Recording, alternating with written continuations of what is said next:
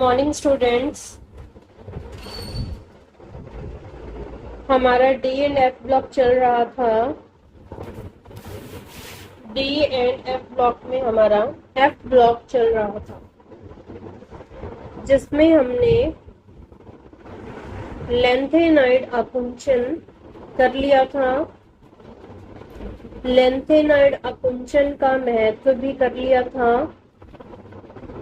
अब अगला टॉपिक है लेंथेनाइडों के सामान्य गुण। सभी बच्चे ध्यान देंगे। अनेक लेंथेनाइड आयन, अनेक लेंथेनाइड आयन, किसकी बात कर रहा है? आयन की बात कर रहा है। लेंथेनाइडों की बात नहीं कर रहा है, आयन की बात कर रहा है। ठोस अवस्था में होते हैं। ठोस अवस्था में या फिर विलयन अवस्था में कैसे होते हैं? ये रंगीन होते हैं, क्योंकि रंगीन रंग की बात की जाती है जब भी, तो वो सिर्फ आयनों की ही बात की जाती है।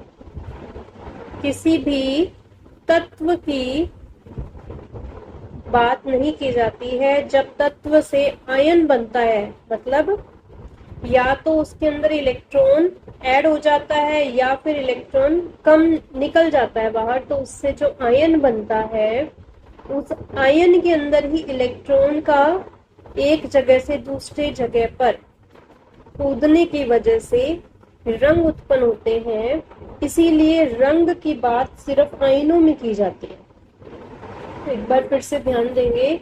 अनेक लेंथेनाइड आयन ठोस अवस्था में या विलयन अवस्था में रंगीन होते हैं, मतलब द्रव अवस्था में या गैस अवस्था में रंगीन नहीं होते। La+3 और Lu+3 को छोड़कर La+3 और Lu+3 इन दोनों की बात कर रहे हैं। लेंथेनम और ल्यूटीशियम+3 के अलावा बाकी सभी आयन जो हैं वो रंगीन होते हैं। इनकी रंगीनता का कारण क्या होता है? एफ उपकोष में अयुग्मित इलेक्ट्रॉन्स की उपस्थिति। कौन से उपकोष में? एफ उपकोष में अयुग्मित इलेक्ट्रॉन्स की उपस्थिति। अब लेंथेनम+3 और सीरियम+4 के अंदर एफ के अंदर कोई इलेक्ट्रॉन नहीं होता है, F0 होता है। और इट्रियम+2 और ल्यूटीशियम+3 में एफ के अंदर 14 इलेक्ट्रॉन्स होते हैं, मतलब एफ के अंदर 7 उपकोष होते हैं। इसके अंदर कोई भी इलेक्ट्रॉन नहीं है और इसमें 14 इलेक्ट्रॉन्स हैं। तो इसमें कोई इलेक्ट्रॉन नहीं है तो भी वो इधर उधर जंप नहीं कर पाएगा, और इसमें 14 के 14 भरे हुए हैं तो इसमें भी ये जंप नहीं कर पाएगा। तो इसलिए इन 4 आयनों के अलावा सभी लेंथेनाइड आयन अनुचुंबकीय होते हैं। उसके बाद है इनकी रासायनिक अभिक्रिया। बहुत इजी है। सबसे पहले है लेंथेनाइड्स को। लेंथेनाइड कोई भी हम ले सकते हैं। अगर हम उसको ऑक्सीजन में जलाएंगे, ऑक्सीजन की उपस्थिति में अगर हम उसको जलाएंगे तो क्या बनेगा? Ln2O3 बनेगा। क्यों बनेगा? क्योंकि Ln के ऊपर +3 चार्ज होता है और ऑक्सीजन के ऊपर -2 चार्ज होता है। Ln2, ऑक्सीजन की वैलेंसी इधर जाएगी और लेंथेनाइड की वैलेंसी इधर जाएगी, तो क्या बन गया? Ln2O3 बन गया। इसी तरह से HCl के साथ अभिक्रिया करवाने पर ये क्या बनाएगा?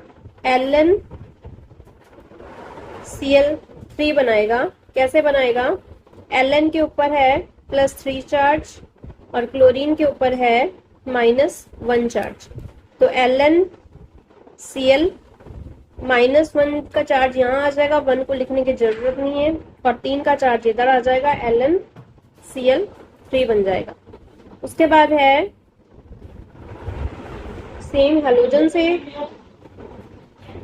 हैलोजन के साथ अभिक्रिया करवाने पर सेम LnX3 बनाएगा। कार्बन के साथ अभिक्रिया करवाने पर LnC2 बनाएगा। ये देखो, अब Ln के ऊपर +3 चार्ज है, कार्बन के ऊपर इसी तरह से H2O के साथ अभिक्रिया करके LnOH के थ्राइस बनाएगा। N2 के साथ अभिक्रिया करके LnN बनाएगा। सल्फर के साथ अभिक्रिया करके Ln2S3 बनाएगा। उसके बाद इंपॉर्टेंट है लेंथेनाइडों के उपयोग। पहला है इसमें मिश्र धातु बनाने में। अभी देखो, तुम लोगों ने शब्द सुना होगा मिश्र धातु। जो डी ब्लॉक के एलिमेंट्स हैं वो हमेशा क्या बनाते हैं, मिश्र धातु बनाते हैं। क्या बनाते हैं, मिश्र धातु बनाते हैं। और एफ ब्लॉक के जो तत्व हैं वो क्या बनाते हैं, मिश्र धातु। कहने का मतलब है कि जो डी ब्लॉक के जितने भी धातु होते हैं उनको मिश्र धातु कहा जाता है, और एफ ब्लॉक के जो मिक्स करके बनाए जाते हैं धातु उनको मिश्र धातु कहा जाता है।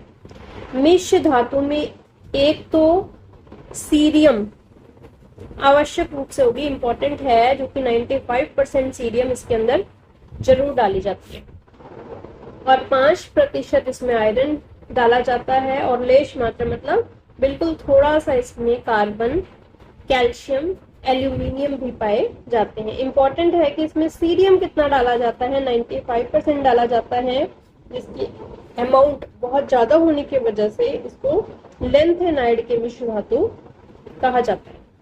उसके बाद है मिश्र धातु का उपयोग कहाँ होता है, मैग्नीशियम की मिश्र धातु के साथ बंदूक की गोली, कवच और या खोल के उत्पादन में इसका उपयोग किया जाता है। लेंथेनाइड के कुछ ऑक्साइड्स का उपयोग स्फुरदीप्ति फास्फर के रूप में टीवी के पर्दे में किया जाता है, और लेंथेनाइड के मिश्रित ऑक्साइड पेट्रोलियम भंजन में उत्प्रेरक की तरह काम आते हैं। अब उसके बाद है एक्टिनाइड। एक्टिनाइड के लिए तुम्हें कुछ खास इसमें इतना ज्यादा इम्पोर्टेंट नहीं है, सिर्फ इसके प्रतीक तुम्हें याद करने पड़ेंगे, और उसके लिए तुम्हें सेम वही इसकी जो मैंने यहाँ पर बनाई हुई है ट्रिक, उस ट्रिक से तुम्हें इसको सीरीज में याद करना है, और फिर उसके बाद इसके ये प्रतीक तुम्हें याद करने हैं। इलेक्ट्रॉनिक विन्यास जो है इनके याद करने की जरूरत नहीं है, इतना इम्पोर्टेंट नहीं है। इनके सामान्य ऑक्सीकरण अवस्था +3 होती है।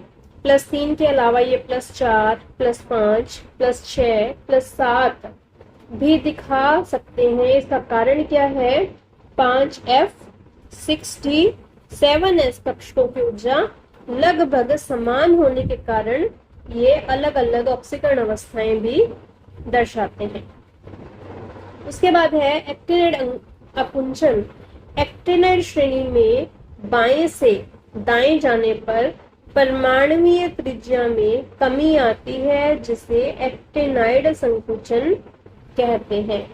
इसका मान 5F उपकोष के अति दुर्बल परिरक्षण प्रभाव के कारण लेंथेनाइड आकुंचन की तुलना में अधिक होता है।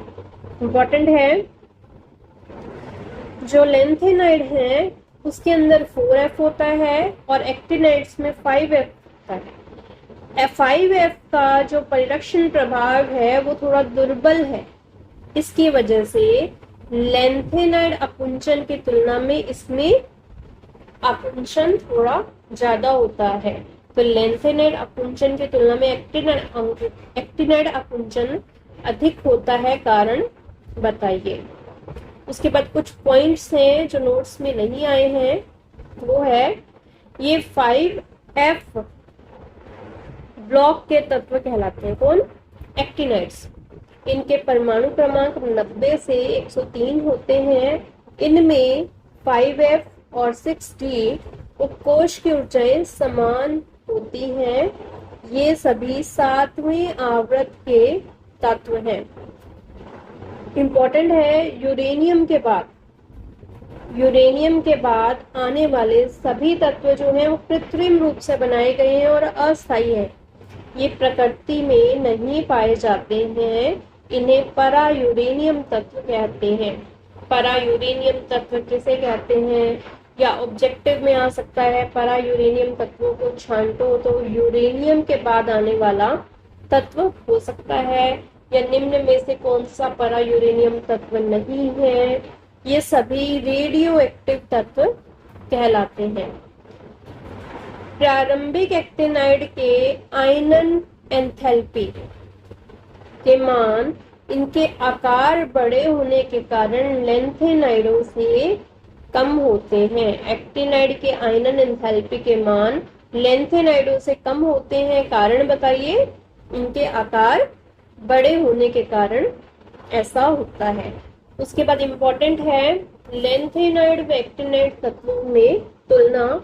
इसमें सबसे पहले हम देखेंगे इसमें समानताएं। प्रश्न आएगा कि लेंथेनाइड व एक्टिनाइड तत्वों में कोई 4 समानताएं बताओ, कोई 2 समानताएं बताओ, या 2 समानताएं और 2 भिन्नताएं बताओ।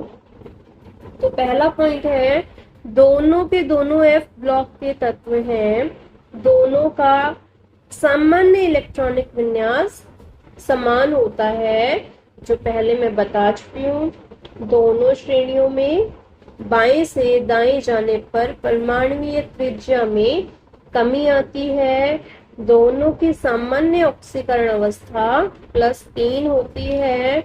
दोनों श्रेणियों में धातु रखे गए हैं। दोनों श्रेणियां थर्ड बी मतलब तीसरे वर्ग से संबंधित है। तीसरा वर्ग मतलब ये वाला तीसरा वर्ग,